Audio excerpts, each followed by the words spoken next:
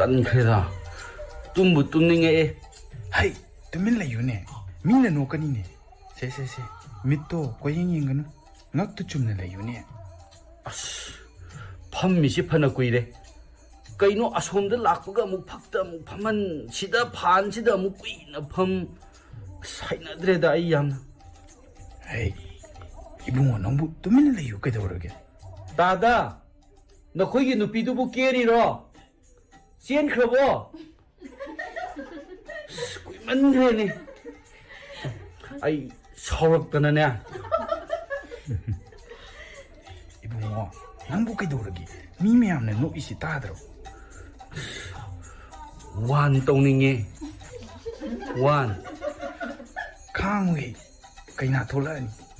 ꯈꯥꯡꯉꯨ ꯀꯩꯅꯥ ꯊꯣꯛꯂꯛꯑꯅꯤ ꯉꯥꯛꯇꯅꯤ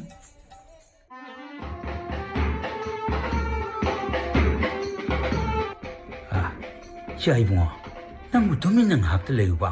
ꯀꯩꯅꯥ ꯊꯣꯛꯂꯛꯑꯦ ꯑꯁ ꯌꯥꯔꯦ ꯏꯄꯥ ꯏꯕꯨꯡꯉꯣ ꯑꯍꯜ ꯅꯪꯅ ꯁꯤꯟꯕ ꯊꯕꯛ ꯑꯃꯅꯦ ꯅꯥꯇꯩ ꯀꯌꯥ ꯆꯥꯔꯣꯏ ꯑꯩꯅ ꯍꯥꯟꯅ ꯂꯨꯍꯣꯡꯕ ꯉꯝꯃꯣꯏꯅ ꯍꯥꯏꯗ꯭ꯔꯣ ꯑꯣꯟꯊꯣꯛꯄꯅꯤꯗ ꯇꯨꯃꯤꯟ ꯂꯩꯔꯣ ꯇꯨ ꯀꯩꯅꯥ ꯊꯣꯛꯂꯛꯑꯦ ꯃꯁꯛ ꯐꯖꯩꯅꯦꯍꯦ ꯑꯁ ꯄꯤ ꯇꯥꯐꯝꯒꯤ ꯁꯝꯕ꯭ꯔꯨꯁꯤꯗꯤ ꯆꯥꯎꯏꯍꯦ ꯋꯥ ꯑꯝꯇ ꯉꯥꯡꯈꯤꯒꯨꯝꯁꯤ ꯑꯩꯕꯨ ꯁꯦꯟꯅꯕꯤ ꯏꯆꯦ ꯍꯩ ꯇꯨꯃꯤꯟ ꯂꯩꯌꯨ ꯀꯩꯅꯣ ꯃꯥꯅ ꯂꯥꯎꯕꯗꯤ ꯌꯥꯕ꯭ꯔꯣ 이제 ꯅꯪꯕꯨꯅꯤ ꯍꯩ ꯇꯨꯃꯤꯟ ꯂꯩꯌꯨ ꯃꯤ ꯅꯪꯕ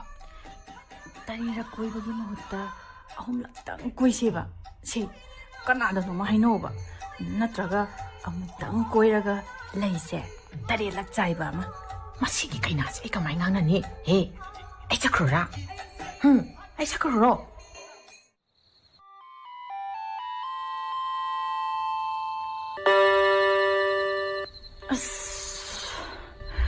ꯘꯔꯤ ꯃꯈꯣꯜꯁꯤꯗꯤ ꯑꯩꯒꯤ ꯎꯠꯂꯛꯄꯔꯥ ꯃꯈꯣꯏ ꯍꯥꯟꯅꯒꯤꯔꯥ ꯄꯨꯡ 12 ꯑꯍꯤꯡ ꯅꯣꯡꯌꯥꯏ ꯏꯇꯨꯒ ꯍꯥꯏꯅꯕꯗꯨꯗꯤꯅꯦ ꯑꯩꯒꯤ ꯅꯨꯄꯥꯅꯤ ꯍꯥꯏꯔꯤꯗꯨꯅ ꯍꯧꯖꯤꯛ ꯐꯥꯎ ꯍꯜꯂꯛꯇꯦꯕ ꯀꯥ ꯑꯆꯧꯕꯁꯤꯗ ꯚꯨꯠꯀ ꯇꯝꯅꯒꯗꯧꯕ ꯃꯥꯟꯕ ꯀꯥꯁꯤꯗ ꯏꯇꯣꯝꯇ ꯊꯝꯃꯝꯃꯒ ꯑꯩꯃ ꯃꯥꯕꯨ ꯑꯩꯈꯣꯏꯔꯣꯝꯗ ꯂꯩꯍꯧꯔꯖꯥꯠꯂꯣ ꯑꯩꯃ ꯑꯉꯥꯎꯕꯤ야 ꯃꯥꯗꯤ ꯍꯥꯟꯅ ꯆꯠꯈ꯭ꯔꯗꯨꯗꯤ ꯄꯨꯡ 10 ꯑꯗꯨꯋꯥꯏꯗ ꯃꯃꯥꯟꯅꯕ ꯌꯨ ꯉꯥꯎꯕ ꯑꯅꯤꯒ ꯁꯤꯗ ꯆꯪꯉꯛꯄ ꯃꯤꯗꯨꯗꯤ ꯑꯩ ꯁꯛ ꯐꯖꯩ ꯍꯥꯏꯔꯝꯃꯤꯗꯨꯗꯤ ꯃꯥ ꯐꯤ ꯍꯣꯡꯉꯤ ꯁꯤꯗ ꯄꯨꯝꯌꯥꯠ ꯐꯩꯖꯣꯝ ꯂꯩꯔꯤꯗꯨ ꯍꯣꯏꯅꯦꯍꯦ ꯍꯧꯖꯤꯛ ꯐꯥꯎꯕ ꯀꯗꯥꯏꯗꯅꯣ ꯈꯪꯗꯦꯕ ꯀꯥꯁꯤꯗ ꯏꯇꯣꯝꯇ ꯑꯁ ꯀꯩꯅꯣ ꯃꯕꯣꯛꯂꯣ ꯀꯅꯥꯅꯣ ꯍꯅꯨꯕꯤ ꯑꯊꯤꯕꯤ ꯑꯃꯁꯨ ꯐꯛꯂꯥꯡꯁꯤꯗ ꯊꯦꯠꯆꯜꯂꯝꯃꯤꯁꯤꯅ ꯃꯌꯥꯗ ꯏꯇꯦꯛ ꯇꯦꯛꯑꯗꯅ ꯃꯁꯤ ꯅꯠꯇ꯭ꯔꯗꯤ ꯊꯦꯠꯅꯤꯡꯉꯥꯏ ꯂꯩꯇ꯭ꯔꯕ꯭ꯔꯥ ꯈꯪꯗꯦꯕ ꯉꯁꯤ ꯑꯩꯅ ꯁꯥꯎꯗꯅ ꯑꯩ ꯁꯥꯞ ꯇꯧꯅꯤꯀꯣ ꯏꯕꯨꯡꯉꯣ ꯑꯁꯣꯝꯗ ꯆꯠꯂꯣ ꯅꯈꯣꯏ ꯀꯥꯗ ꯂꯩꯃꯤꯟꯅꯔꯨꯔꯣ 이마 ꯑꯩ ꯃꯥꯒ ꯂꯩꯃꯤꯟꯅꯕ ꯉꯝꯃꯣꯏ ꯍꯩꯃ 마기 밑기 비 젠타범들도 전부 조금만 통해 마 와그데번 느끼네봐 이마 마나시다 라가 와바 하이세 ꯑꯩꯈꯣꯏ ꯂꯣꯏꯅ ꯌꯥꯎꯗꯣꯏꯅꯤ ꯌꯥꯝꯅ ꯋꯥꯎ ꯍꯥꯏꯕꯒ ꯂꯩꯔꯗꯤꯅꯦ ꯃꯥ ꯂꯨꯈ꯭ꯔꯥꯕꯤ ꯐꯥꯎ ꯑꯣꯏꯗꯣꯏꯅꯤ ꯈꯪꯉꯕ ꯃꯥꯅ ꯂꯨꯈ꯭ꯔꯥꯕꯤ ꯑꯣꯏꯕ ꯍꯥꯏꯁꯦ ꯑꯩ ꯁꯤꯕꯅꯦ ꯑꯩ ꯁꯤꯕ 이봉아 ꯅꯪꯁꯤꯃ ꯑꯣꯟꯊꯣꯛꯄ ꯈꯜꯂꯤ ꯑꯗꯨꯕꯨ ꯀꯅꯥꯅ ꯍꯥꯏꯔꯤꯅꯣ ꯅꯃꯥꯕꯣꯛ ꯏꯕꯦꯆꯥꯎꯕꯤꯁꯨ ꯅꯪ ꯍꯥꯏꯔꯤꯕ ꯁꯝꯕ꯭ꯔꯨꯗꯨ ꯊꯨꯡꯏ ꯁ꯭ꯋꯥꯏꯗ ꯃꯥꯃꯨꯛ ꯅꯨꯡꯉꯥꯏꯕ ꯂꯩꯇꯦꯅꯦ ꯍꯥ ꯑꯗꯨꯏꯁꯨ ꯍꯣ ꯇꯥꯕꯤꯔꯤꯕꯔꯣ ꯀꯗꯣꯝꯗ ꯂꯩꯒꯦ ꯑꯣ ꯀꯗꯥꯏꯗ ꯂꯩꯒꯦ ꯅꯨꯡꯁꯤꯒꯤ ꯄꯥꯛꯂꯕ ꯏꯄꯥꯛꯁꯤꯗ ꯍꯤꯅꯥꯎ ꯃꯆꯥ ꯑꯃꯗ ꯍꯤꯔꯣꯏ ꯀꯅꯥ ꯌꯥꯎꯗꯅ ꯏꯇꯣꯝꯇ ꯍꯨꯟꯗꯣꯛꯄꯤꯔꯝꯃꯦ ꯍꯩ ꯆꯂꯣ ꯅꯪꯒꯤ ꯋꯥꯗꯣ ꯀꯣꯟꯅ ꯈꯟꯅꯁꯤ ꯆꯂꯣ ꯀꯣ ꯄꯥꯕꯨꯡ ꯑꯩ ꯀꯤꯖꯩ ꯍꯥꯏꯕ ꯍꯩ ꯀꯤ ꯍꯥꯏꯕ ꯇꯥꯕ ꯌꯥꯕ ꯋꯥ ꯅꯠꯇꯦꯅꯦ ꯀꯔꯤ ꯀꯤꯕ ꯍꯧꯒꯠꯂꯨ ꯆꯠꯂꯨꯅꯦ ꯁꯦ ꯃꯈꯣꯏ ꯄꯥꯕꯨꯡ ꯊꯣꯡꯗꯣ ꯂꯣꯟꯕꯤꯔꯣ ꯃꯈꯣꯏ ꯑꯅꯤꯅ ꯊꯣꯛꯄꯅꯦ ꯇꯨꯝꯖꯍꯧꯔꯁꯅꯨ ꯀꯗꯥꯏꯗꯒꯤꯅꯣ ꯑꯉꯥꯎꯕꯤ ꯑꯃꯕꯨ ꯏꯃꯧꯅꯤ ꯍꯥꯏꯗꯅꯅꯦ ꯅꯆꯟꯃꯤ ꯑꯃꯁꯦ ꯑꯐꯕ ꯅꯠꯇꯦꯀꯣ ꯃꯈꯣꯏ ꯄꯥꯕꯨꯡ ꯃꯥꯅꯦ ꯃꯈꯣꯏꯗꯒꯤ ꯁꯦꯜ ꯌꯥꯝꯅ ꯂꯧꯔꯝꯃꯅꯤ ꯍꯩ ꯇꯨꯃꯤꯟ ꯂꯩꯌꯨꯗ ꯃꯥꯅ ꯁꯤꯜꯂꯤꯁꯦ ꯑꯗꯨꯒꯤ ꯋꯥ ꯅꯠꯇꯦ ꯑꯗꯨꯗꯤ ꯀꯔꯤꯒꯤ ꯅꯆꯥ ꯅꯨꯄꯥꯁꯨ ꯉꯥꯎꯔꯤꯅꯤ ꯍꯥ 마가 숨 따나보다 마코야 지금부 시에 롱바 윰 발라가 파버수 야오이 하니 아이 탱주 탱나 그래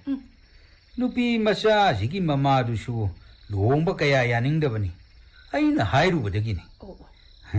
아이기 sen 메먹이 와펌 나때 아이코 마탐시 레이디 마코야니 사나락부수 마야이 ꯍꯣꯏ ꯍꯣꯏ ꯑꯣ ꯀꯅꯥꯅꯣ ꯃꯗꯨꯗ ꯂꯥꯛꯄꯤꯔꯤꯗꯨꯕꯣ ꯅꯣꯡꯌꯥꯏ ꯏꯇꯨꯁꯤꯗ ꯀꯗꯥꯏ ꯆꯠꯄꯤꯔꯨꯒꯦ ꯅꯨꯄꯤ ꯀꯣꯏꯔꯨꯔꯤꯔꯣ ꯑꯇꯩ ꯅꯠꯇꯦꯅꯦ ꯉꯁꯤꯁꯤ ꯂꯨꯍꯣꯡꯕꯅꯤ ꯀꯥꯎꯕꯤꯔꯕ꯭ꯔꯥꯕ ꯍꯦ ꯅꯪ ꯐꯌꯦꯡ ꯇꯨꯔꯦꯡ ꯉꯥꯡꯅꯨꯀꯣ ꯀꯥꯗ ꯆꯪꯉꯛꯑꯣ ꯃꯤ ꯇꯥꯅꯤ ꯑꯇꯥꯕ ꯃꯤꯅ ꯀꯔꯤ ꯈꯟꯈꯤꯅꯤ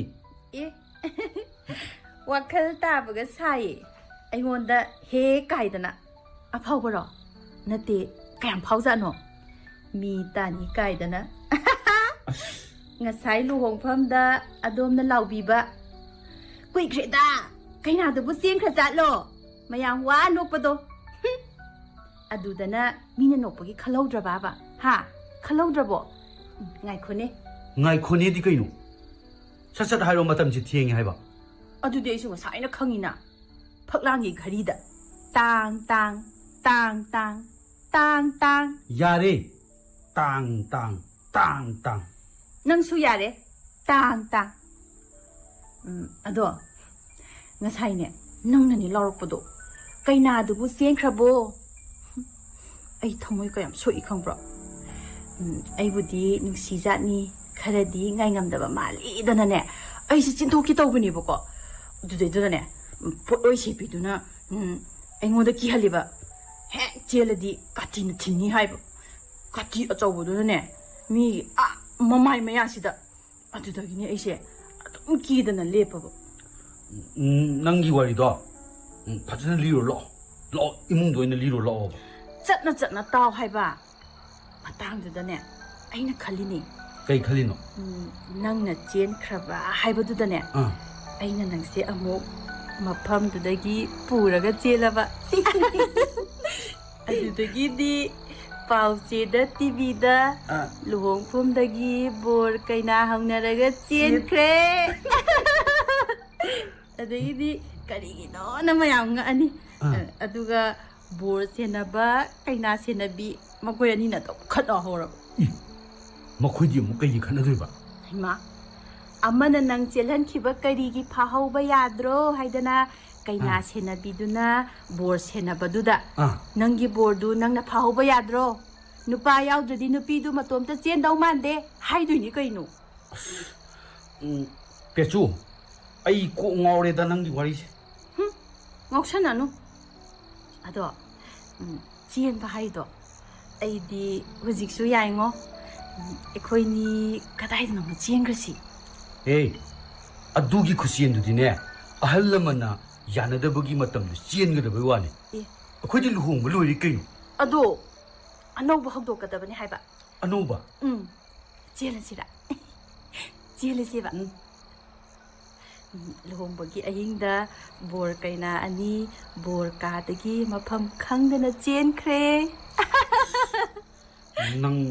ꯀꯩꯅꯣꯝꯃ ꯇꯧꯏꯗ ꯃꯤꯍꯨꯟ ꯅꯥꯝꯃ ꯋꯥꯠꯄ ꯍꯥꯏꯕꯗꯨꯗ ꯀꯩꯅꯣꯝ ꯇꯧꯏꯀꯣ ꯅꯪ ꯀꯔꯤꯕ ꯃꯤꯍꯨꯟ ꯅꯥꯝꯃ ꯋꯥꯠꯄꯕ ꯍꯣꯏ ꯑꯗꯨꯒꯗꯤ ꯍꯥꯏꯅꯨꯗ ꯅꯪꯁꯨꯅꯦ ꯀꯩꯅꯣꯝ ꯇꯧꯏ ꯃꯤꯍꯨꯟ ꯅꯥꯝꯃ ꯍꯦꯟꯕ ꯍꯥꯏꯗꯨꯔꯣ ꯑꯩꯅ ꯅꯥꯝꯃ ꯋꯥꯠꯄ ꯅꯪꯅ ꯅꯥꯝꯃ ꯍꯦꯟꯕ ꯑꯣꯏꯔꯗꯤ ꯗꯥꯛꯇꯔ ꯑꯍꯩꯕ ꯑꯃꯒꯤ ꯃꯅꯥꯛꯇ ꯆꯠꯂꯒ ꯑꯣꯄꯔꯦꯁꯟ ꯇꯧꯔꯒꯅꯦ ꯅꯪꯒꯤ ꯑꯍꯦꯟꯕꯗꯣ ꯂꯧꯊꯣꯛꯑꯒ ꯑꯩꯉꯣꯟꯗ ꯍꯥꯞꯆꯤꯟꯕ ꯌꯥꯅꯤꯌꯦ ꯌꯥꯔꯣꯏꯗ꯭ꯔꯣ ꯑꯩꯒꯤ ꯑꯍꯦꯟꯕꯁꯤ ꯂꯧꯊꯣꯛꯑꯒ ꯅꯉꯣꯟꯗ ꯍꯥꯞꯆꯤꯟꯗꯣꯏꯕ ꯍꯣꯏ ꯌꯥꯝ ꯐꯖꯕ ꯑꯥꯏꯗꯤꯌꯥꯅꯤꯅꯦ ꯈꯟꯅꯕ ꯌꯥꯏꯌꯦ ꯑꯗꯨꯅꯦꯕ ꯑꯩꯒꯤ ꯅꯨꯄꯤꯅꯤ ꯍꯥꯏꯕꯗ ꯃꯇꯤꯛꯇꯤ ꯆꯥꯗꯣꯔꯤꯌꯦ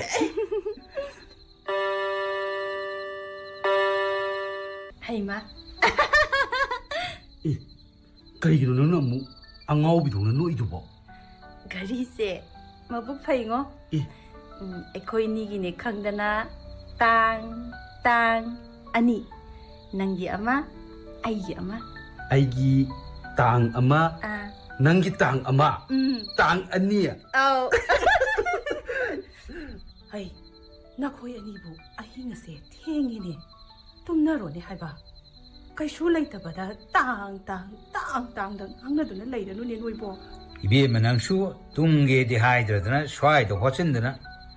그리노 땅땅 아이디 그이노 아씨 너희 매암 또 이시 그이노 땅 hꯧꯖꯤꯛꯅꯦ 땅 ꯀꯅꯥꯝꯇ ꯍꯥꯏꯕ ꯌꯥꯔꯔꯣꯏ ꯇꯨꯃꯤꯟ ꯂꯩꯌꯨ ꯂꯣꯏꯅꯃꯛ ꯇꯨꯃꯤꯟ ꯂꯩꯌꯨ 땅 ꯍꯦꯛ ꯍꯥꯏꯔꯛꯄꯗ ꯀꯩꯗꯧꯒꯦ ꯌꯦꯡꯉꯣ ꯑꯩ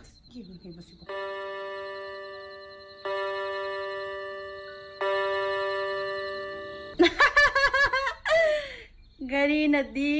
ꯇꯥꯡ ꯑꯍꯨꯝꯂꯛ ꯑꯩꯒꯤꯅꯦ ꯅꯪꯒꯤꯅꯦ ꯑꯅꯤ ꯑꯃꯅ ꯄꯥꯕꯨꯡꯒ ꯏꯃꯥꯒ ꯌꯦꯟꯅꯖꯔꯅꯤ ꯅꯪ ꯀꯩꯗꯧꯒꯦ ꯌꯦꯡꯉꯣ ꯍꯥꯏꯕꯗꯣ ꯒꯥꯔꯤ ꯊꯨꯒꯥꯏꯔꯨꯔꯣ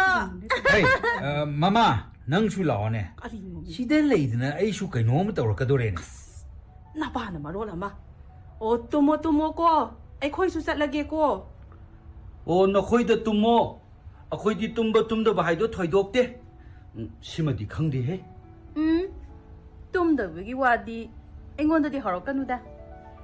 ꯅꯨꯃꯤꯠ ꯀꯌꯥ ꯊꯥ ꯀꯌꯥ ꯇꯨꯝꯅꯒꯨꯝꯁꯤꯒꯦ ꯆꯍꯤꯗ ꯍꯥꯏꯅꯁꯤꯅꯦ ꯆꯍꯤꯗ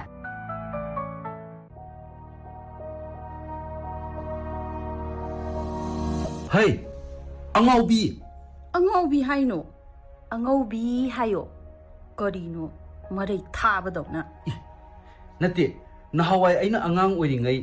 이동네네 리제이 뭐 비름이 마세 농원도 산다라게 농원도 핵다 상가라게 시제이시 리제이나 부바 까이다나 호아두디네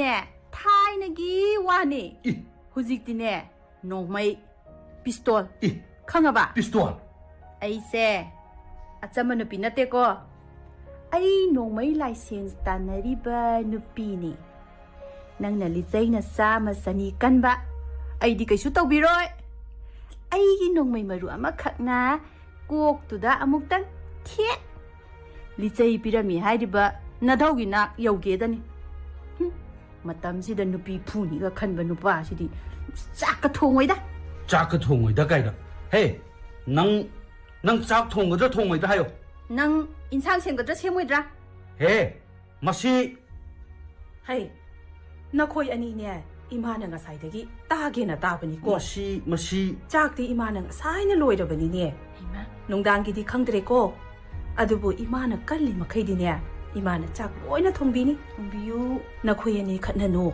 눅시이나나 레미노 나코이나 칸나버다네 윰탕나버싱세 로이나 따리버니 옌나리니 하이바 릴라도나 칼리 보딘 해 이마 아이코이니 이뽀 모이나 짜타라게도 나짜누빠지 야로이네 차오나 서글리바 헤이 마시 빵앙데 땅앙이 마치 하토게 마세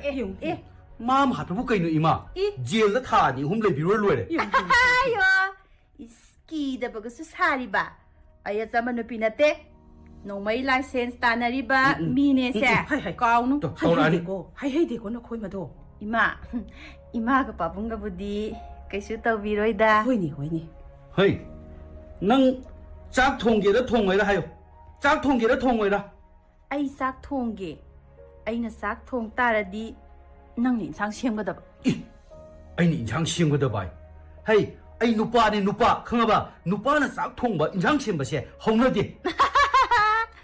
누빠네 이몽기 타바 굽놈 야우다바 까두디네 썩갓다바기 와니 붕어 이몽 아마 누가이나 레기 하이라디 누빠 누피 통 마나나 타박 쇼미나가다바 이붕어 칸가바라 영원히 영어바 이붕어 가이나 마시 민가 사롱 하이트 거리네 마세 나띠 아이나 이붕어 하이리시디네 나밍 나띠 하이바 아두디 가이노 지기다 타우갈로니 이붕어 이베마 칸비라바라 이붕어 마시 시바오 칸디 엉어보도나 마시부 아이나 까람 하이나 락나도이노 마시부 까람 하이나 락나도이노 바 가이나 엉어비야 예 ꯑꯩꯗꯤ ꯉꯥꯎꯔꯁꯨꯅꯦ ꯅꯕꯦꯃ ꯅꯕꯦꯃ ꯉꯥꯎꯁꯅꯥ ꯉꯥꯎꯁꯅꯥꯕꯨ ꯅꯠꯇꯦꯅꯦ ꯉꯥꯎꯃꯅꯤ ꯃꯨꯛꯇꯥꯒ ꯍꯥꯏꯅꯕꯤꯗꯣ ꯑꯗꯨꯅꯤ ꯃꯁꯤ ꯑꯩ ꯁꯨꯝ ꯁꯥꯎꯔꯛꯀꯗꯣꯔꯦ ꯅꯪ ꯆꯥꯛ ꯊꯣꯡꯒꯦ ꯍꯥꯏꯕ꯭ꯔꯥ ꯊꯣꯡꯉꯣꯏ ꯍꯥꯏꯕ꯭ꯔꯥ ꯁꯦꯡꯅ ꯍꯥꯏꯔꯛꯑꯣ ꯑꯩꯁꯨ ꯁꯥꯎꯔꯒꯦ ꯅꯪ ꯏꯟꯁꯥꯡ ꯁꯦꯝꯒꯦꯔꯥ ꯁꯦꯝꯃꯣꯏꯔꯥ ꯑꯩ ꯈꯨꯠ ꯌꯥꯎꯔꯛꯑꯒꯦ ꯈꯨꯠ ꯌꯥꯎꯔꯛꯑꯒꯦ ꯅꯣꯛꯇꯅꯒ ꯇꯧꯏꯅꯦ ꯈꯨꯠ ꯌꯥꯎꯔꯛꯑꯒꯦ ꯀꯥꯏꯗꯅ ꯅꯨꯡꯁꯤꯗꯀꯣ ꯌꯦꯡꯉꯨꯅꯦ ꯅꯨꯄꯥꯅꯤ ꯁꯥꯗꯅ ꯍꯥꯏꯖꯔꯤꯅꯤꯅꯦꯕ ꯌꯦꯡꯉꯨꯅꯦ ꯑꯗꯨꯏ ꯁꯔꯨꯛꯅꯦ ꯈꯨꯠꯇꯨ ꯇꯤꯡꯊꯣꯔꯛꯑꯣ ꯇꯤꯡꯊꯣꯛꯑꯣꯏ ꯁꯦ ꯁꯨꯃꯥꯡꯗꯅꯦ ꯊꯥꯕꯜ ꯑꯗꯨꯝ ꯆꯣꯡꯊꯣꯛꯁꯦꯕ ꯍꯥ ꯑꯩꯁꯦ ꯌꯨꯝꯗ ꯏꯃꯥꯅꯅꯦ ꯌꯥꯎꯁꯪꯒ ꯑꯃꯠꯇ ꯊꯣꯛꯍꯜꯂꯛꯇꯦꯉꯣ ꯊꯥꯕꯜ ꯆꯣꯡꯅꯤꯡꯉꯦꯕ ꯁꯦ ꯑꯩ ꯌꯥꯝ ꯆꯣꯡꯅꯤꯡꯉꯦꯕ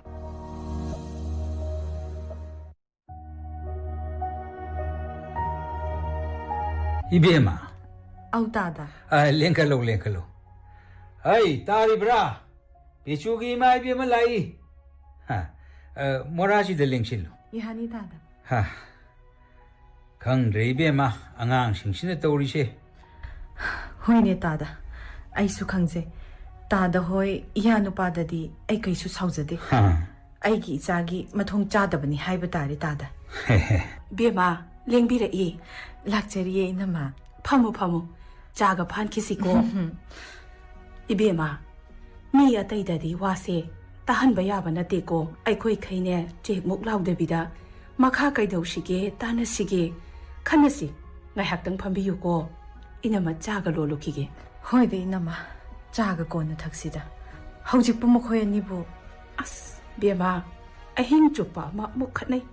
ꯑꯃꯨꯛꯁꯨ ꯅꯣꯛꯃꯤꯟꯅꯩ ꯍꯧꯖꯤꯛꯅꯅꯦ ꯀꯟꯅ ꯇꯨꯝꯍꯧꯔꯤꯌꯦ ꯃꯈꯣꯏ ꯑꯅꯤꯗꯣ ꯑꯣꯟꯊꯣꯛꯄꯅꯤꯗ ꯅꯍꯥꯜꯁꯦ ꯑꯩꯈꯣꯏ ꯏꯅꯦ ꯑꯃꯅ ꯍꯥꯏꯔꯝꯃꯤ ꯃꯈꯣꯏ ꯑꯁꯤꯒꯨꯝꯕ ꯂꯥꯌꯦꯡꯕ ꯑꯐꯕ ꯃꯥꯏꯕ ꯑꯃ ꯂꯩꯔꯤ ꯍꯥꯏꯌꯦ ꯏꯅꯝꯃ ꯑꯃꯨꯛꯇ ꯌꯦꯡꯁꯤꯔꯥ ꯃꯈꯣꯏ ꯑꯅꯤꯃꯛ ꯄꯨꯔꯒ ꯌꯥꯏ ꯁꯤ ꯐꯅꯤ ꯍꯥꯏꯕꯗꯨ ꯑꯗꯨꯝ ꯌꯥꯏ ꯑꯗꯨ ꯇꯥꯗ ꯑꯩ ꯋꯥ ꯑꯃꯇ ꯍꯪꯒꯠꯆꯒꯦ ꯍꯥꯏꯕꯤꯌꯨ ꯑꯁꯨꯝ ꯇꯧꯕꯅꯤ ꯃꯇꯝ ꯈꯔꯗꯤ ꯏꯆꯥꯅꯨꯄꯤꯁꯦ ꯌꯨꯝꯗ ꯊꯝꯃꯒ ꯂꯥꯌꯦꯡꯕ ꯋꯥꯔꯛ ꯋꯥꯇꯤꯝ ꯇꯧꯖꯔꯒꯦ ꯅꯠꯇ꯭ꯔꯗꯤ ꯁꯣꯝꯗ ꯀꯩꯁꯨ ꯅꯠꯇꯕꯗ ꯀꯣꯛ ꯄꯪꯁꯥ ꯁꯥꯟꯅꯔꯦ ꯇꯥꯗ 이베마 와fam두나네 마파가 따나비로 아이디 이베마 호이나 시 파레 시 도시 하이바도 아둠 야레 ꯑꯧ ꯏꯅꯝꯃ ꯑꯗꯣ ꯑꯩꯒꯤ ꯋꯥꯈꯜꯗꯗꯤ ꯃꯈꯣꯏꯅꯤ ꯁꯨꯝ ꯈꯠꯅꯕ ꯍꯥꯏꯁꯦ ꯇꯝꯕ ꯉꯝꯕ ꯅꯠꯇꯦ ꯅꯣꯡꯃ ꯁꯣꯏꯅꯕ ꯌꯥꯎꯔꯛꯇꯅ ꯇꯥꯛꯄꯤꯔꯤꯕꯗꯣ ꯌꯥꯝꯅ ꯆꯨꯝꯃꯤ ꯏꯕꯦꯝꯃ ꯃꯇꯝ ꯈꯔ ꯃꯈꯣꯏ ꯑꯅꯤꯁꯦ ꯈꯥꯏꯗꯣꯛꯅꯔꯒ ꯌꯦꯡꯕꯗꯤ ꯐꯕ꯭ꯔꯥ ꯍꯥꯏꯅ ꯈꯜꯂꯤ ꯀꯅꯥꯅ ꯈꯪꯅꯤ ꯀꯥꯏꯅꯔꯀꯥꯟꯗ ꯅꯨꯡꯁꯤꯅꯔꯛꯄꯁꯨ ꯑꯗꯨꯅꯤ ꯏꯅꯝꯃ ꯑꯗꯨꯅꯁꯨꯅꯤ ꯑꯩꯅ ꯃꯇꯝ ꯈꯔ ꯌꯨꯝꯗ ꯍꯥꯏꯖꯔꯤꯕꯁꯦ ꯍꯣꯏ ꯀꯩꯅꯣ ꯅꯈꯣꯏ ꯃꯌꯥꯝ ꯉꯥꯡꯅꯕꯤꯔꯤꯗꯨꯕꯣ ꯑꯩꯈꯣꯏꯅꯤꯕꯨ ꯍꯨꯏ ꯃꯆꯥꯔꯣ ꯅꯠꯇꯦ ꯍꯧꯗꯣꯡ ꯃꯆꯥꯔꯥꯕ ꯑꯩꯈꯣꯏꯒꯤ ꯑꯄꯥꯝꯕꯁꯨ ꯍꯪꯕꯤꯒꯗꯕꯅꯦ ꯑꯗꯨꯒ ꯑꯩꯗꯤꯅꯦ ꯇꯣ ꯑꯁꯤꯗ ꯑꯥꯗ ꯇꯨꯝꯍꯧꯔꯤꯁꯦ ꯉꯥꯎꯔꯁꯨ ꯐꯩꯔꯁꯨ ꯏꯄꯨꯔꯣꯏꯕꯅꯦ ꯍꯣꯏꯅꯦ 마기 와 마기 아빠ambsu khanagadabani ꯍꯣꯏꯅꯦ 이자나 하이바 ꯆꯨꯝꯃꯦ ꯂꯣꯏꯅꯃꯛ ꯆꯨꯝꯃꯦꯀꯣ 이자나 ꯍꯧꯖꯤꯛꯇꯤ ꯃꯥꯒꯤ ꯑꯄꯥꯝꯕ ꯍꯪꯉꯨꯔꯣꯗꯅ ꯅꯠꯇ꯭ꯔꯒ ꯏꯃꯥ ꯍꯣꯏ ꯍꯪꯉꯨꯔꯣ ꯑꯩꯒꯤ ꯅꯨꯄꯥꯅꯦ ꯑꯩ ꯍꯦꯛꯇ ꯍꯪꯉꯨꯔꯒꯦ ꯍꯪꯉꯨꯒꯦꯀꯣ ꯃꯤꯐꯝ ꯀꯥꯏꯔꯝꯈꯤꯅꯨꯀꯣ ꯃꯈꯣꯏꯁꯦ ꯋꯥꯈꯜ ꯇꯥꯗꯕ꯭ꯔꯥ ꯍꯥꯏꯔꯁꯨ ꯑꯩꯈꯣꯏꯗꯒꯤ ꯍꯦꯟꯅ ꯈꯪꯕ ꯍꯩꯕ ꯑꯣꯏꯕꯁꯨ ꯌꯥꯎꯔꯤꯌꯦ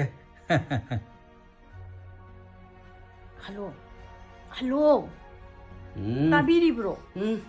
ꯑꯩꯁꯦ ꯏꯃꯥꯅ ꯑꯥꯗ ꯌꯨꯝꯗ ꯃꯇꯝ ꯈꯔ ꯂꯩꯔꯨꯁꯤ ꯍꯥꯏꯗꯅ ꯂꯧꯕ ꯂꯥꯛꯑꯦ ꯍꯥꯏꯕ ꯑꯩ ꯆꯠꯂꯨꯔꯥ ꯆꯠꯀꯅꯨꯔꯣ ꯑꯩ ꯆꯠꯀꯅꯨꯔꯥ ꯍꯥꯏꯕ ꯑꯁ ꯑꯝꯇ ꯉꯥꯏꯈꯣ ꯃꯤ ꯑꯩꯅ ꯂꯩꯔꯤꯁꯤ ꯀꯗꯥꯏꯗꯅꯣ ꯈꯪꯗ꯭ꯔꯦꯕ ꯁ꯭ꯄꯦꯁꯇꯁꯨ ꯃꯥꯜꯂꯤ ꯃꯥꯂꯦꯝꯗꯁꯨ ꯃꯥꯜꯂꯤ ꯑꯣ ꯃꯪꯕ ꯇꯣꯛꯄꯤꯔꯣ ꯃꯤꯠꯇꯣ ꯑꯃꯨꯛꯇ ꯄꯥꯡꯉꯨ ꯍꯥꯏꯕ ꯑꯩꯈꯣꯏ ꯏꯃꯥ ꯂꯥꯛꯑꯦ ꯍꯥꯏꯕꯅꯦ ꯉꯥꯏꯈꯣ ꯃꯤ ꯑꯩꯁꯤ ꯁ꯭ꯄꯦꯁꯇꯅꯦꯕ ꯄꯥꯏꯔꯤꯁꯦ ꯑꯁ ꯑꯩꯅ ꯀꯔꯤꯅꯣꯕ ꯑꯃꯨꯛ ꯃꯤꯐꯝꯗ ꯄꯨꯈꯠꯀꯗꯧꯔꯤꯁꯤꯕꯣ ꯍꯣꯏꯗ ꯑꯁꯦꯡꯕ ꯍꯥꯏꯔꯨꯔꯒꯦꯗ ꯃꯌꯥꯝ ꯇꯥꯕꯤꯌꯣ ꯃꯥꯗꯤꯅꯦ ꯁ꯭ꯄꯦꯁꯇ ꯄꯥꯏꯍꯧꯔꯤ ꯃꯌꯥꯝ ꯑꯗꯨꯝ ꯈꯟꯅꯕꯤꯔꯣ ꯃꯈꯜꯅꯤ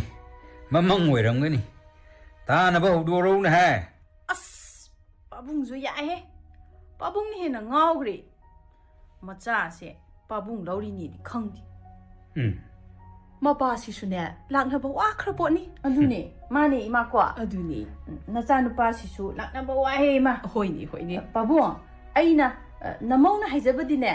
ꯅꯆꯥꯅꯨꯄꯥꯗꯣ ꯁ꯭ꯄꯦꯁꯇ ꯑꯇꯤꯌꯥꯗ ꯄꯥꯏꯍꯧꯔꯤ ꯍꯥꯏꯕ ꯑꯩꯈꯣꯏ ꯁꯤꯗꯅꯦ ꯃꯈꯥꯗ ꯃꯥꯒ ꯄꯥꯎ ꯐꯥꯎꯅꯕ ꯌꯥꯕ ꯃꯣꯕꯥꯏꯜ ꯅꯨꯡꯕꯥꯏꯜ ꯀꯝꯄ꯭ꯌꯨꯇꯔ ꯑꯃꯠꯇ ꯂꯩꯇꯦ ꯍꯥꯏꯕ 이베마나 좀 아도 이루 마이 터자루로 아두가네 나마 호이가 탕비나나바 자가 롤로 이마나 하이리세 짤로 아두가 이마이 자모 와리 사식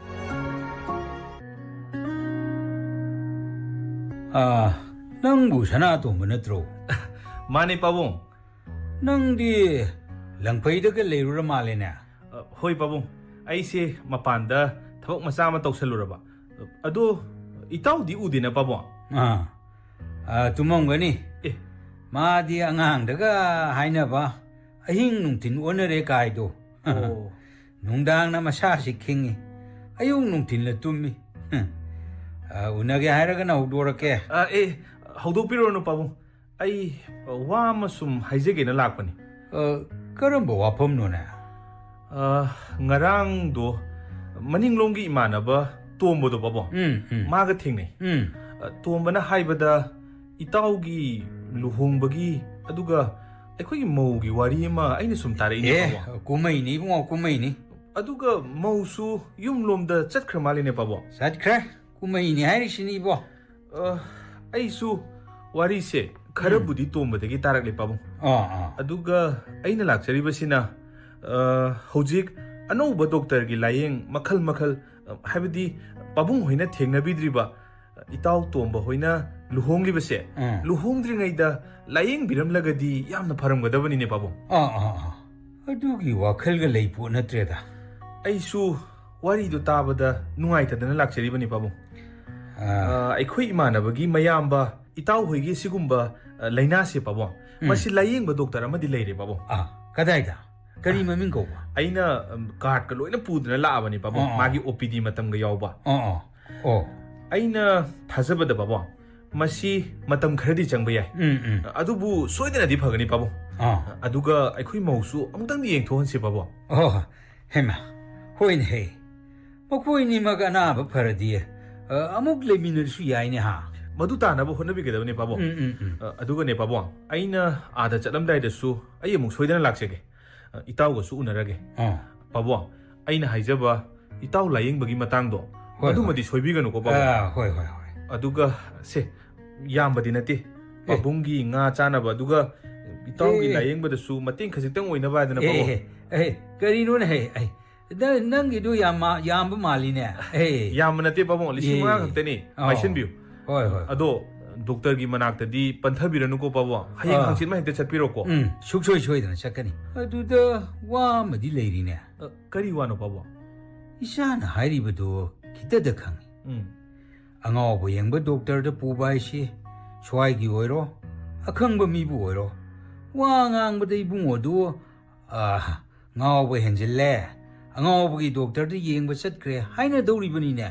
na dori bani ne ba madugi di khaja sanu da pabo ngangna ja sanu aikhoina yamna ngangna rani ne khanjabagi wani kari su ngangna da tokhibusu yai pabo hoi aduga wafam sida khoina sumki duna leirabadi अनाबसे सुम हेंजल कदोरीबनी पाबो अदुना doctor की मनाक्ता चलगा कनाना खंगबा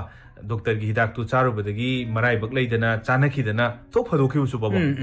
अमरोमदा अखोई ताउदी याम हेना गाव फैदना तबुसु नते पाबो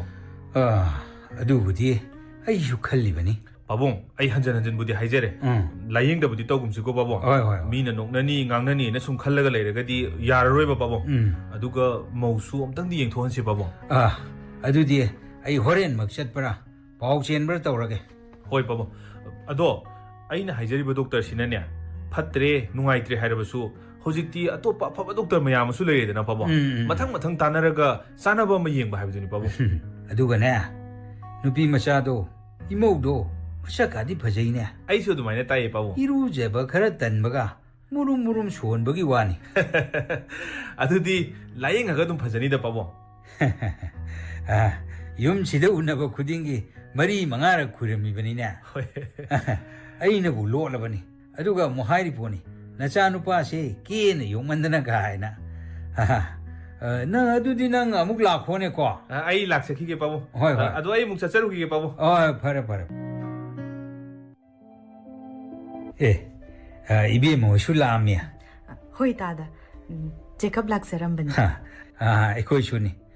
Hey, aduda pamu. Ngakta ngai khoko. Ai ibe mo hoida lakshake khalam bani. Aina lakjarabasu yaida tada. Aisu laksaki khalami bani. Ibungo se mamai mamit matauga yengbe yam nungai re. Ai shu khali bani. Mobile da ngawkhre. Yengu tawri se. Ibe ma pesu shu. Hoi tada. Mas haidagi phaklang da nga tharaga TV asida manna yengduna leiri. Doctor ki pokta hidak se yamna kana bar khali. Ajum bani. Aisu adumna khalli tada. Aigi thabak iting yamna pangbira zani huzikti. Nungai re ta. Ibe ma pesu. Haima, babu, kurumzari. Tamu yaurofra. Yaure. Tu. Ada mobile da ngawri se. Ibungo. Sida kana no leiri si laune. Ima. Yare. Hogolo. Pechu yawi bro. Pechu to som da changbiro. Tada. Akhoi mukta changjaru khige. Changuro. Ai no manini leiraga lakchage ko. Hoi tada. Soidana lengbiro ugo tada. Hey, Pechu. Nang doctor ki dak to. Phajana chaw ko doctor na haibi illu ko. Nangshu Ima ga papungga na nang lawga lakani haibine. tumin layo he. Asibu wani haidana. Chalo. Ayu chong khie ka. Bye. Ngasigi tangka gasigi lila macha thum hana thakpa ekoi puna taminare. Lila siga mari leina bawa fam kharadang hozik Dr. R.K. Lenin Professor Department of Psychiatry Regional Institute of Medical Sciences Luinana Founder CRN Care dagi taminasi. ꯑꯩꯈꯣꯏꯒꯤ ꯈꯨꯟꯅꯥꯏꯗ ꯊꯥꯖꯅꯕ ꯑꯃꯈꯛ ꯂꯩ ꯃꯗꯨꯗꯤ ꯄꯨꯛꯅꯤꯡ ꯋꯥꯈꯜꯒꯤ ꯑꯅꯥꯕꯅ ꯅꯥꯔꯕ ꯃꯤꯑꯣꯏꯁꯤꯡꯁꯤ ꯂꯨꯍꯣꯡ ꯀꯩꯍꯣꯡꯕꯤꯔꯒ ꯃꯌꯨꯝ ꯃꯀꯩ ꯄꯥꯟꯕꯤꯔꯒ ꯃꯈꯣꯏꯒꯤ ꯑꯅꯥꯕꯁꯤ ꯐꯩ ꯍꯥꯏꯕꯁꯤ ꯃꯁꯤꯃꯛꯇꯤ ꯑꯆꯨꯝꯕ ꯋꯥꯐꯝ ꯅꯠꯇꯦ ꯇꯁꯦꯡꯅꯃꯛꯇꯤ ꯃꯁꯤꯗ ꯂꯨꯍꯣꯡ ꯀꯩꯍꯣꯡꯂꯕ ꯃꯇꯨꯡꯗ ꯑꯅꯧꯕ ꯃꯤꯑꯣꯏꯁꯤꯡ ꯑꯃꯗꯤ ꯑꯅꯧꯕ ꯃꯐꯝ ꯑꯗꯨꯗ ꯍꯩꯅꯕꯤ ꯀꯌꯥ ꯑꯃꯗ ꯃꯗꯨ ꯆꯨꯁꯟꯅꯅꯕ ꯍꯣꯠꯅꯕ ꯑꯦꯗꯖꯁ ꯇꯧꯕ ꯑꯃ ꯃꯊꯧ ꯇꯥꯏ ꯃꯁꯤ ꯑꯔꯩꯕ ꯊꯕꯛ ꯅꯠꯇꯦ ꯅꯥꯗꯕ ꯀꯅꯥꯗ ꯐꯥꯎꯕ ꯃꯁꯤ ꯑꯆꯧꯕ ꯆꯦꯂꯦꯟꯖ ꯑꯃꯅꯤ ꯑꯗꯨꯕꯨ ꯑꯁꯤ ꯍꯥꯏꯗꯨꯅꯁꯨ ꯑꯩꯈꯣꯏꯅ ꯄꯨꯛꯅꯤꯡ ꯋꯥꯈꯜꯒꯤ ꯑꯅꯥꯕꯅ ꯅꯥꯔꯕ ꯃꯤꯑꯣꯏꯁꯤꯡꯁꯦ ꯂꯨꯍꯣꯡ ꯀꯩꯍꯣꯡꯕ ꯌꯥꯗꯦ ꯃꯌꯨꯝ ꯃꯀꯩ ꯄꯥꯟꯕ ꯌꯥꯗꯦ ꯃꯆꯥ ꯃꯁꯨ ꯂꯩꯕ ꯌꯥꯗꯦ ꯍꯥꯏꯕꯗꯤ ꯅꯠꯆꯗꯦ ꯃꯈꯣꯏꯁꯤ ꯇꯁꯦꯡꯅꯃꯛꯇꯤ ꯃꯈꯣꯏꯒꯤ ꯃꯌꯨꯝ ꯃꯀꯩ ꯄꯥꯟꯕꯒꯤ ꯍꯛꯁꯨ ꯑꯗꯨꯃꯛ ꯂꯩꯔꯤꯕꯅꯤ ꯑꯗꯨꯕꯨ ꯇꯧꯕꯇꯕꯨ ꯃꯈꯣꯏꯅ ꯂꯨꯍꯣꯡꯗ꯭ꯔꯤꯉꯩ ꯃꯇꯝꯗ ꯑꯩꯈꯣꯏꯅ ꯌꯥꯝꯅ ꯁꯦꯝ ꯁꯥꯕ ꯃꯊꯧ ꯇꯥꯏ ꯃꯗꯨꯗꯤ ꯃꯈꯣꯏꯕꯨ ꯐꯖꯅ ꯂꯥꯌꯦꯡꯕꯤꯔꯕ ꯒ꯭ꯌꯥꯟ ꯇꯥꯍꯟꯕꯤꯔꯕ ꯂꯨꯍꯣꯡꯕ ꯍꯥꯏꯕꯁꯤ ꯀꯔꯤꯅꯣ ꯀꯔꯤ ꯃꯊꯧ ꯇꯥꯏ ꯍꯥꯏꯕꯁꯤꯁꯨ ꯃꯈꯣꯏꯗ ꯆꯞ ꯆꯥꯅ ꯈꯪꯍꯟꯕꯤꯔꯕ ꯑꯗꯨꯒꯤ ꯃꯇꯨꯡꯗ ꯑꯃꯨꯛ ꯃꯈꯣꯏꯕꯨ ꯑꯩꯈꯣꯏꯅ ꯐꯖꯅ ꯂꯥꯌꯦꯡꯕꯤꯔꯒ ꯏꯃꯨꯡ ꯑꯅꯤ ꯑꯁꯤꯒꯤ ꯌꯥꯅꯕ ꯑꯃ ꯃꯊꯧ ꯇꯥꯏ ꯂꯣꯠꯂꯒ ꯀꯔꯤꯒꯨꯝꯕ ꯈꯪꯍꯟꯗꯅ ꯂꯨꯍꯣꯡꯕꯁꯤꯗꯤ ꯈ꯭ꯋꯥꯏꯗꯒꯤ ꯍꯦꯟꯅ ꯈꯨꯗꯣꯡꯆꯥꯗꯕ ꯈꯪꯅꯔꯛꯑ ꯃꯇꯨꯡꯗ ꯌꯥꯝꯅ ꯆꯥꯎꯅ ꯅꯤꯡꯕ ꯀꯥꯏꯅꯤꯡꯉꯥꯏ ꯑꯣꯏꯕ ꯄꯣꯠ ꯑꯃꯅꯤ ꯑꯗꯨꯒ ꯂꯨꯍꯣꯡꯒꯗꯧꯔꯤꯕ ꯌꯨꯝ ꯑꯅꯤ ꯃꯔꯨꯑꯣꯏꯅ ꯅꯨꯄꯥꯒꯤ ꯌꯨꯝꯁꯤꯅ ꯈꯪꯕꯤꯔꯕ ꯃꯇꯨꯡꯗ ꯃꯤꯑꯣꯏꯕ ꯑꯃꯒꯤ ꯄꯨꯟꯁꯤ ꯀꯟꯕꯤꯕꯅꯤ ꯍꯥꯏꯅ ꯂꯧꯕꯒ ꯂꯣꯏꯅꯅ ꯃꯗꯨꯗ ꯑꯌꯥꯕ ꯄꯤꯕꯤꯔꯒ ꯃꯇꯝ ꯆꯥꯅ ꯌꯦꯡꯕꯤꯕ ꯃꯇꯝ ꯆꯥꯅ ꯗꯣꯛꯇꯔꯗ ꯆꯦꯛ ꯆꯠꯄꯤꯕ ꯃꯇꯝ ꯆꯥꯅ ꯍꯤꯗꯥꯛ ꯄꯤꯖꯕꯤꯕ ꯀꯔꯤꯒꯨꯝꯕ ꯀꯥꯟꯗ ꯃꯥꯅ ꯌꯥꯍꯧ ꯊꯦꯡꯕ ꯅꯠꯇ꯭ꯔꯒ ꯇꯧꯊꯣꯛꯔꯛꯄ ꯊꯕꯛꯁꯤꯡꯗ ꯈꯖꯤꯛ ꯄꯦꯟꯗꯕ ꯂꯩꯔꯒꯁꯨ ꯃꯗꯨꯗ ꯉꯥꯛꯄꯤꯕ ꯑꯃꯗꯤ ꯇꯞꯅ ꯏꯆꯥꯃꯛꯅꯤ ꯈꯟꯅ ꯃꯈꯣꯏꯕꯨ ꯁꯦꯝꯕꯤ ꯁꯥꯕꯤꯕ ꯏꯆꯥꯗ ꯑꯩꯈꯣꯏꯅ ꯎꯠꯄꯤꯔꯤꯕ ꯅꯨꯡꯁꯤꯕꯤꯕ ꯑꯃꯗꯤ ꯉꯥꯛꯄꯤꯕꯒꯤ ꯑꯗꯨꯒꯨꯝꯕ ꯄꯨꯛꯆꯦꯜ ꯑꯗꯨ ꯎꯠꯄꯤꯗꯅ ꯃꯈꯣꯏꯕꯨ ꯁꯦꯝ ꯁꯥꯕꯤꯕ ꯃꯊꯧ ꯇꯥꯏ ꯑꯗꯨꯒ ꯂꯣꯏꯅꯅ ꯃꯈꯣꯏꯅ ꯍꯤꯗꯥꯛ ꯆꯥꯅ ꯑꯉꯥꯡ ꯅꯨꯕꯤ ꯌꯥꯎꯒꯦ ꯍꯥꯏꯔꯒꯁꯨ ꯃꯗꯨꯗꯩꯗ ꯍꯤꯗꯥꯛꯇ ꯍꯣꯡꯗꯣꯛ ꯍꯣꯡꯖꯤꯟ ꯇꯧꯔꯒ ꯃꯤꯔꯣꯜꯂꯤꯉꯩꯗ ꯆꯥꯕ ꯌꯥꯕ ꯍꯤꯗꯥꯛ ꯈꯔꯁꯨ ꯑꯗꯨꯃꯛ ꯂꯩ ꯑꯗꯨꯒ ꯃꯃꯥꯅ ꯑꯉꯥꯡ ꯄꯤꯊꯛꯄ ꯃꯇꯝꯗꯁꯨ ꯃꯗꯨꯗ ꯄꯤꯕ ꯌꯥꯕ ꯍꯤꯗꯥꯛ ꯈꯔꯁꯨ ꯑꯗꯨꯃꯛ ꯂꯩ ꯑꯗꯨꯅ ꯑꯁꯨꯝꯅ ꯗꯥꯛꯇꯔꯒꯤ ꯑꯌꯥꯕ ꯌꯥꯎꯔꯕ ꯑꯗꯨ ꯑꯣꯏꯔꯒꯗꯤ ꯂꯨꯍꯣꯡꯗ꯭ꯔꯤꯉꯩꯗ ꯍꯥꯟꯅ ꯃꯈꯣꯏꯁꯤ ꯁꯦꯝ ꯁꯥꯕꯤꯔꯕ ꯏꯃꯨꯡ ꯑꯅꯤꯒꯤ ꯑꯌꯥꯕ ꯂꯧꯕꯤꯔꯕ ꯑꯗꯨ ꯑꯣꯏꯔꯒꯗꯤ ꯂꯨꯍꯣꯡꯕꯒꯤ ꯆꯞ ꯆꯥꯕ ꯃꯍꯩ ꯑꯗꯨ ꯆꯥꯕ ꯐꯪꯒꯅꯤ ꯅꯠꯇ꯭ꯔꯒꯗꯤ ꯏꯃꯨꯡ ꯑꯅꯤꯃꯛꯇ ꯅꯤꯡꯕ ꯀꯥꯏꯕ ꯍꯥꯏꯕꯗꯨ ꯑꯣꯏꯒꯅꯤ ꯑꯁꯨꯝꯅ ꯉꯁꯤꯒꯤ ꯂꯤꯂꯥ ꯑꯁꯤꯗ ꯑꯩꯈꯣꯏꯅ ꯏꯟꯖꯥꯡ ꯊꯣꯡꯕ ꯍꯧꯗ꯭ꯔꯤꯉꯩꯗ ꯊꯨꯝ ꯍꯥꯟꯅ ꯊꯛꯆꯤꯜꯂꯨꯕꯒꯤ ꯋꯥꯐꯝ ꯊꯝꯖꯔꯤꯕꯁꯤ ꯇꯁꯦꯡꯅꯃꯛ ꯑꯩꯈꯣꯏꯅ ꯍꯥꯟꯅ ꯂꯥꯌꯦꯡꯕꯤꯔꯒ ꯀꯣꯟꯅ ꯂꯨꯍꯣꯡꯕꯤꯒꯗꯕꯅꯤ ꯍꯥꯏꯕ ꯋꯥꯐꯝ ꯑꯗꯨ ꯃꯌꯥꯝꯗ ꯈꯪꯅꯅꯕ ꯊꯝꯖꯕ ꯑꯇꯦꯟꯕ ꯂꯤꯂꯥ ꯃꯆꯥ ꯑꯃꯈꯛꯅꯤ